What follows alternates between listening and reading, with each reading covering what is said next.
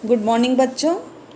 आज का अपना टॉपिक राजा राम मोहन राय के स्वतंत्रता संबंधी विचार यानी स्वतंत्रता पर उन्होंने क्या बात कही और उपनिवेशवाद क्या है और उसकी भूमिका क्या है, इस पर चर्चा करेंगे। इससे पूर्व अपन ने राजा राम मोहन राय के सामान्य परिचय पर चर्चा करी और ये स्पष्ट करने का प्रयास किया कि जो प्रमुख उदारवादी विचारक थे, जिनमें राजा राम मोहन राय, दादा भाई नौरोजी, महादेव गोविंद रानाडे और गोपाल कृष्ण गोखले, ये आधुनिक भारतीय चिंतन की जो उदारवादी धारा थी और इस उदारवादी धारा के जो ये सदस्य थे वो मुख्यतः ब्रिटिश उदारवाद की मान्यताओं से प्रेरित थे और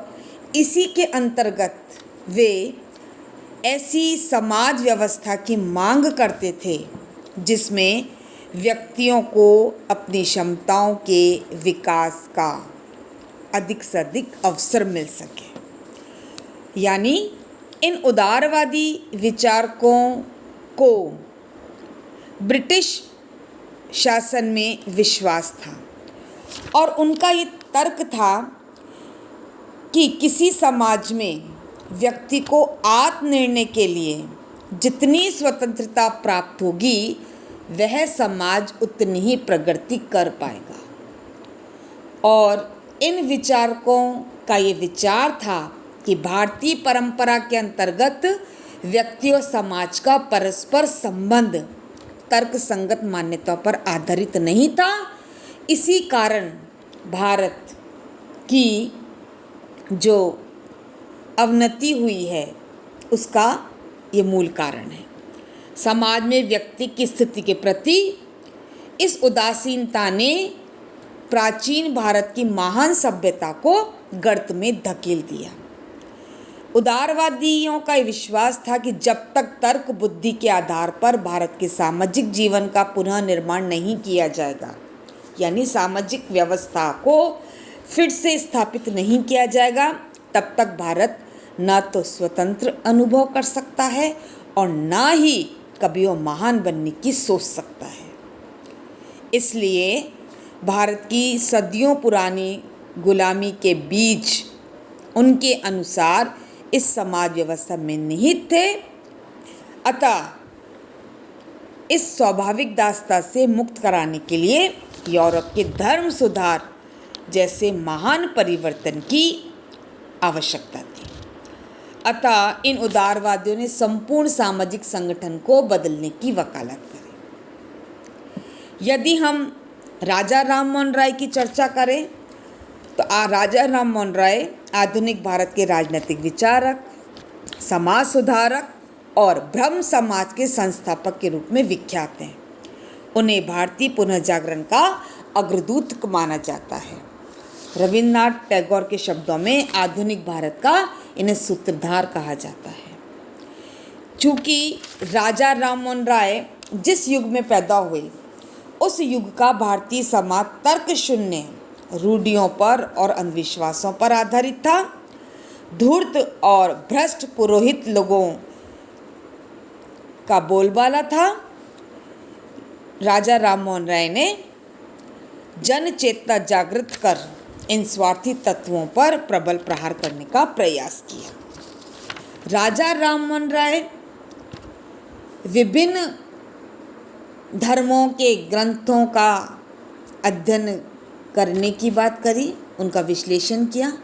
चूँकि उनको सारी भाषाओं का ज्ञान था, उर्दू, हिंदी, बंगला, संस्कृत, अरबी, फारसी, इन सब भाषाओं के प्रमाणिक ग्रंथों को मान्यता देते हुए उन्होंने विचार रखा कि मानवीय तर्क बुद्धि ही किसी सिद्धांत की सच्चाई को परखने की अंतिम कसौटी है। चाहे वो प्राचीन दर्शन हो या पाश्चात्य दर्शन, इन दोनों दर्शन के बीच समन्वय स्थापित करने का इन्होंने प्रयास किया कि हमें आँख मीचकर अतीत की परंपराओं को नहीं अपनाना है, स्वीकार नहीं किया करना है और ना ही पश्चिम का अंधानुकरण करना है। हमें तो क्या करना है, इन दोनों दर्शनों के आधार पर, इन दोनों विचारों के आधार पर उन सब की अच्छी जांच पड़ताल कर एक संतुलित और एक उपयुक्त और एक सही रास्ता को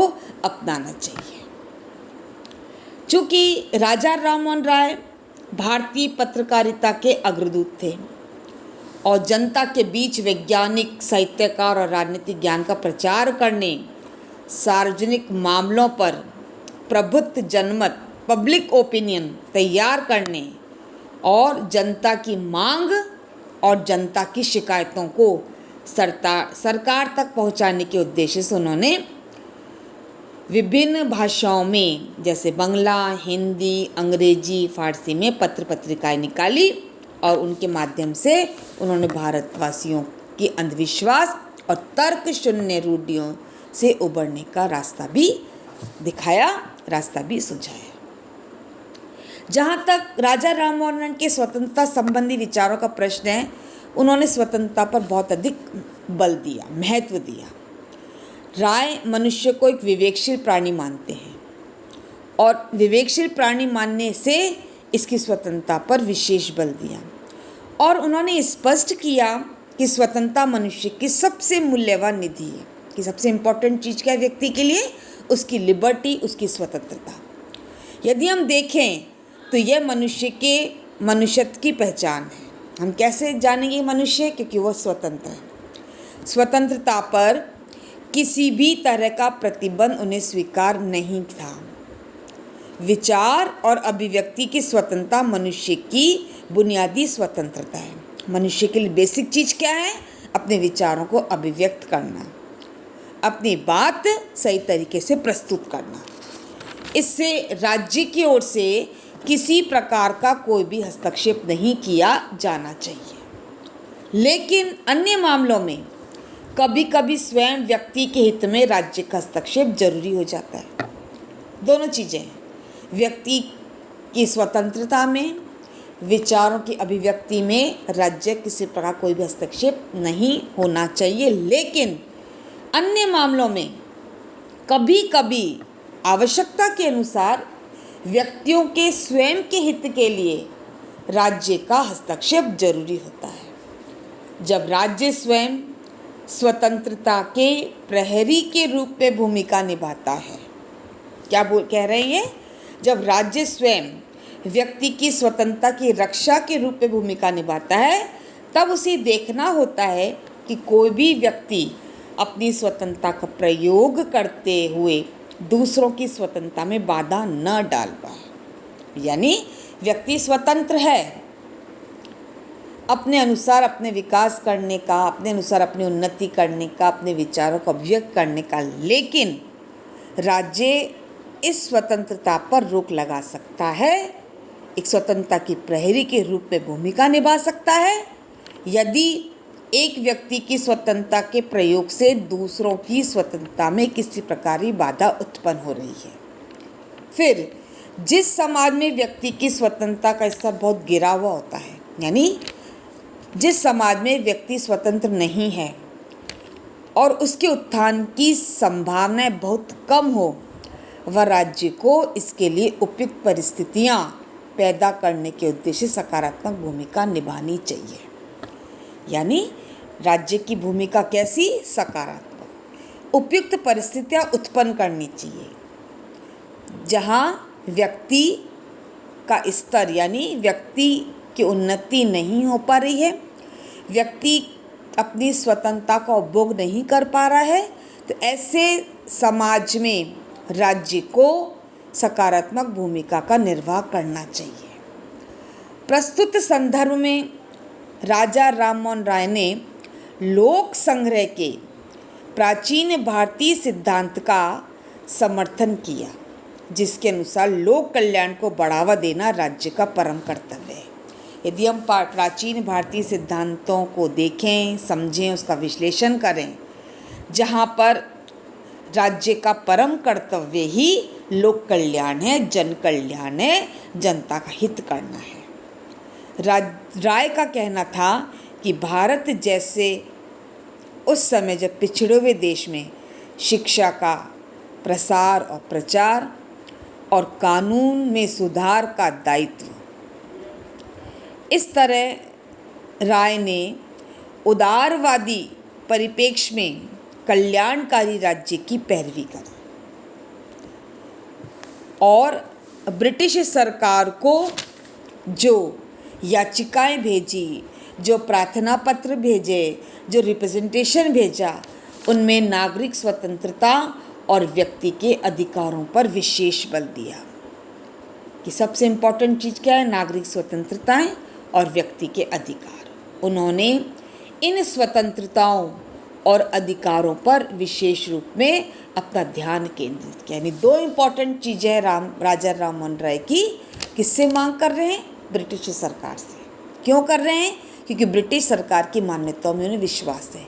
स्वतंत्रता और अधिकारों पर विशेष रूप से अपना ध्यान केंद्रित किया। जैसे उन्होंने स्पष्ट किया, स्त्रियों और पुरुषों दोनों के लिए जीवन और स्वतंत्रता और संपत्ति का अधिकार, विचार, वाणी और अभिव्यक्ति की स्वतंत्रता।